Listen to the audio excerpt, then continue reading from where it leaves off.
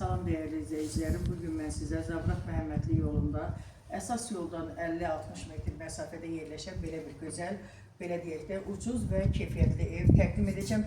Elə gəl bura deməli dəhlizdir. Sol tərəfdə sanuzel sanitar qovşaq. Yer istif oldu.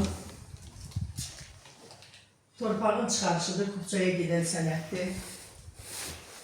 Oradan dama çıxış var. Bütün kanalları var və fasiləsiz verilir. Bura zal. Yox, zal deyil. Bura məhbər, üzücü sayı. Bura məhbər. Deyirəm axı, zal oturmayın. Bura zal. Deməli, bura bir yataq otaq. Deməli, 3 otaqdan ibarətli torpağın çıxarışı var. Kupçaya gedən sənətdir. Yola çox yaxında kanalizasiyası mərkəzidir. Tüm kanalları var və fasiləsiz verilir. Qoşa daşla inşa olunmuş evdir. 4 tərəfi qoşa daşla tikilib. Keç o birisi otaqda çək.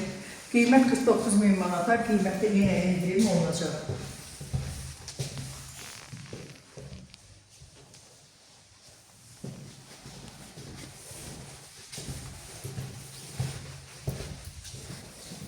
Şu?